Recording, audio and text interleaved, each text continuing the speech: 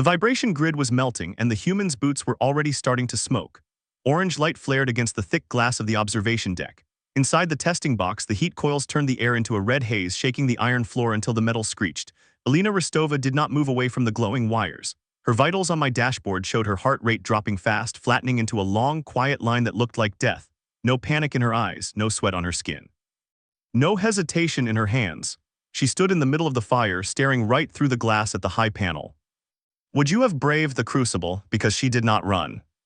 9 hours earlier, the air inside the arrival docks felt like frozen grease. The great hangar of the Karvoth crucible smelled of heavy oil and cold zinc, its vents rattling under the pressure of the asteroid belt outside. High Provost Zalkardesh stood at the primary podium, his 4 optical nodes shifting from gold to a dark, angry black. He tapped a glass slate with his sharp talons, his multi-jointed torso swelling as he looked down at the new candidates. Green numbers rolled across the big walls, showing the betting odds. The kiosks listed the human at 800 to 1 against survival. Zalkardesh let his thick dermal ridges flare, a clear sign of amusement to the rest of the board. The entry pool is small today, Zalkardesh said, his voice clicking through the audio systems. The syndicate does not grant heavy transport licenses to fragile baselines. Alina Rostova sat on the lower iron bench away from the larger aliens. She was small, wearing a faded worker's tunic that looked gray under the station lights. Her dark hair was cropped close to her skull. Where her left eye should have been, a flat piece of unpolished gray metal covered the missing bone. She stayed completely still, her right hand balanced on her knee. Between her scarred fingers, she slowly rolled a heavy silver ring. The metal was thick and notched along the outer edge. Every few seconds, the ring made a sharp click against her knuckles. Beside her, a line of massive Grendelcore applicants laughed. One of them, a creature twice her width with wet, dense muscle and thick green scales, spat onto the floor near her boots. He pointed at her thin arms and made a low rumble in his chest. Alina did not look up. She did not tighten her jaw. She simply moved the notched metal ring from her thumb to her forefinger, letting the heavy edge click once against the bench. My thoracic plates gave an involuntary rhythmic click. It was an old habit from my 2 centuries as arbitrator prime, a sign that my internal logic was trying to balance an equation that did not fit. Our automated seals had never dropped an unearned permit. The Crucible was built to weed out the weak before they could pilot freight ships through the radiation of Sector 7. We had 600 cycles of perfect data. Candidate Rostova, I called out, my voice flat as I read from the station log. Your file shows your previous work was deep crust reclamation labor on old Earth, manual digging. Yes, Alina said. Her voice was low and raspy, like dry stones sliding over wood.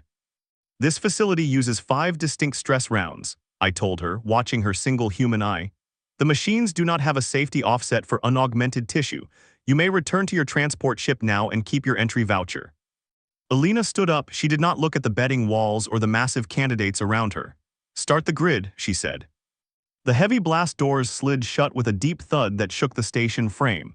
The first exercise was the atmospheric sieve. The chamber walls turned a frosty white as the temperature plunged toward absolute zero, while the pumps sucked out 30% of the available oxygen. The Grendelcore candidate next to her began to wheeze, his massive chest heaving as he scrambled toward the emergency masks in the wall. Alina did not move toward the mask lines. She dropped into a low crouch, her knees bent wide, her head hanging down near her chest. The telemetry monitors on my console began to flash red. Her blood pressure was steady, but her respiration had changed. She was taking short, rhythmic breaths entirely through her nose, exhaling with a soft hiss that sounded like a cooling pipe. The data log registered her internal vitals as a terminal flatline. It wasn't death, it was just a nervous system waiting for the room to get interesting. In 44 seconds, her fingers reached the secondary bypass valve on the floor. She did not use the main interface. She reached into the open gear track and pulled the mechanical lever by hand. The previous record held by a Tier 1 candidate was 3 full minutes of suffocating before finding the panel. The air hissed back into the room. Zalkardesh stopped tracking his slate. His multi-jointed arms remained frozen over the glass surface. A fluke of leverage, he muttered, his talons clicking once against the rim of the podium. The next phase will test the blood vessels, increase the gravity anchors. The second round was the hydrostatic load. The room did not change color, but the invisible weight of the orbital station suddenly came down like a hammer. The gravity anchors simulated a high-speed spin in a ruptured freighter, climbing fast to 5.5 gs. The massive green candidate beside her fell to his knees, his eyes rolling back as his thick blood pooled in his lower limbs. The pressure was immense. The gravity hit, the metal groaned, the floor shook. Alina rested the back of her head against the iron bulkhead behind her. Her jaw remained completely loose, her mouth slightly open so her teeth wouldn't shatter under the load. Her single eye looked straight at the ceiling. She did not fight the downward pull, she let her body flatten against the metal like a sack of grain. Her skin went pale, and a thin line of dark blood trickled from the edge of her metal orbital plate, but her fingers never stopped moving. She was still rolling the notched silver ring across her thumb, using the small, steady pain of the metal edges to keep her mind from blacking out. When the timer hit 0, she stood up before the gravity field had even finished clearing. "We checked the planetary data file for Sol 3 too late," I whispered into the private comm line to the High Provost. My thoracic plates were clicking faster now. The atmosphere on her homeworld contains significant traces of corrosive oxygen mixed with intense pressure changes. They do not just tolerate environmental toxins, they breathe them to fuel their cells from birth. Zal Kardesh did not answer me. His scales were turning a dull, chalky gray, the Scarvan color of deep biological panic. He hit the manual override on his console, skipping the standard rest interval. "Deploy the third round," he commanded. "The tactical reflex matrix, use the high-speed sentinels." A heavy iron hatch dropped from the ceiling, and a black automated combat drone descended into the center of the chamber. Its sensors winced as it scanned Alina's small frame, its limbs calibrated to strike faster than a biological nerve could signal. The drone advanced, its metal arms swinging in a wide, lethal arc meant to force a candidate to flee into the perimeter grid. Alina did not step back. She moved forward exactly 2 inches, stepping inside the drone's natural rotation sweep where its momentum was weakest. Before the machine could adjust its logic array, she jammed her hand forward. She did not strike the armored chassis. She forced her fist into the small servo exhaust port at the base of the neck joint, her notched silver ring acting as a wedge. The silver metal caught in the spinning teeth of the interior gear. A loud, high-pitched screech of metal on metal filled the room, followed by a shower of bright yellow sparks. The drone's internal logic array shorted out, its limbs going limp as it tipped backward onto the floor. Alina pulled her hand back, her knuckles raw and bleeding, but her expression had not changed. "The fourth round," Zal Kardesh said, his voice dropping into a harsh, uneven register. "The toxic evacuation." Now, the airlines opened again, but this time they did not pull oxygen out. They pumped a thick green mist of industrial sulfur vapors into the enclosure. The gas was dense enough to dissolve the lung lining of most species within 60 seconds. Alina did not look for a filter. She simply closed her mouth, clamped her nostrils with her left hand, and used her right hand to methodically reroute the primary conduit cables behind the drone hatch. She held her breath for 3 full minutes while her bare fingers twisted the hot wires. Her skin was turning blue from the lack of air, but her movements remained as precise as an assembly machine. Inside the observation bubble, 4 of our senior evaluation judges stood up from their seats. One of them reached out, pulled his operational clearance key from his console, and did not say a word. He just stared at his own hands, looked at the human through the glass, and walked out of the hall. The 7th room was my masterpiece, a synchronized inferno of kinetic vibration, flash heat, and complex stellar navigation matrices designed to break an entire squad of elite pilots. Alina stood right in the center of the vibration grid. Her generic worker's tunic was smoking from the intense thermal stress, the fabric blackening along her shoulders as the heat coils glowed white-hot.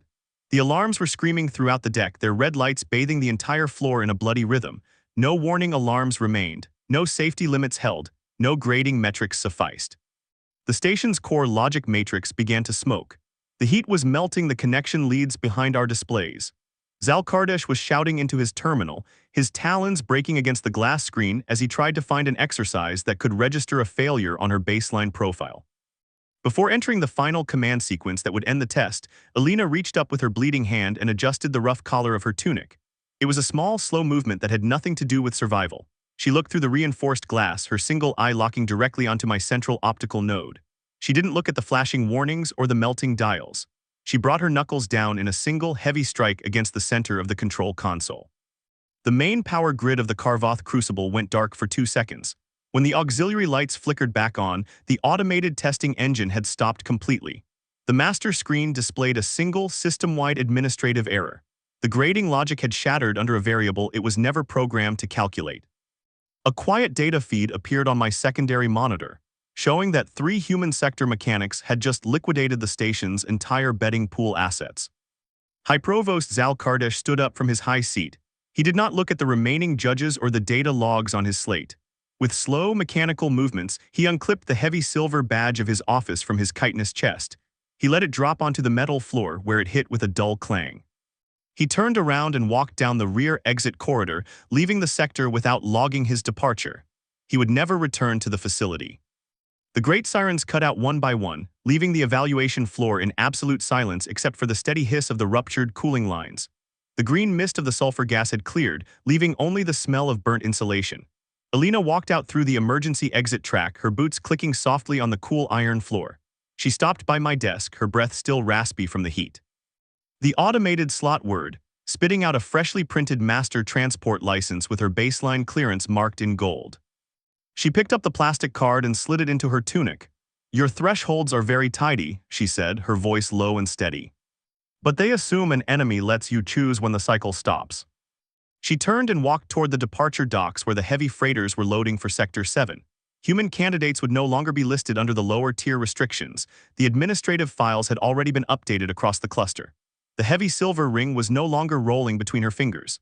It sat firmly on her index finger, its deep notches reflecting the dim warning lights of an empty evaluation floor.